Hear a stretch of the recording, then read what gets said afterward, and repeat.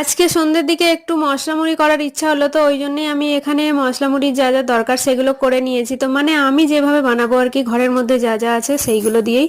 তো এখানে পাঁপড় ভাজা, তারপরে বাদাম ভাজা, শুকনো লঙ্কা ভাজা। তো পাঁপড়গুলোকে ভালো করে হাত দিয়ে গুঁড়িয়ে নিয়েছি। এবারে আমাদের যতটা দরকার ততটা মুড়ি দিয়ে দিয়েছি। আর বেশি থাকলে আমরা রেখে দেবো, পরেও এগুলো খাওয়া যায়, তো শুকনো শুকনো থাকে যেহেতু।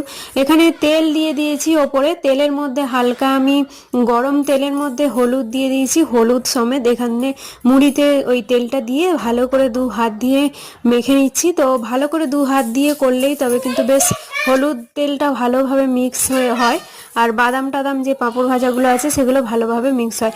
এখানে সোনা পেছন থেকে এসে বলছে, মা এইদিকে পোকা। আমি বলছে দেখো, ওই জন্যে দেখলাম। আর এইখানে এই যে হয়ে গেছে আমার মশলা মুড়ি। তো কেমন হয়েছে অবশ্যই কিন্তু জানাবেন, আর এরকম ভাবে কে কে খেয়েছেন অবশ্যই কিন্তু কমেন্টে জানাবেন। হরে কৃষ্ণ।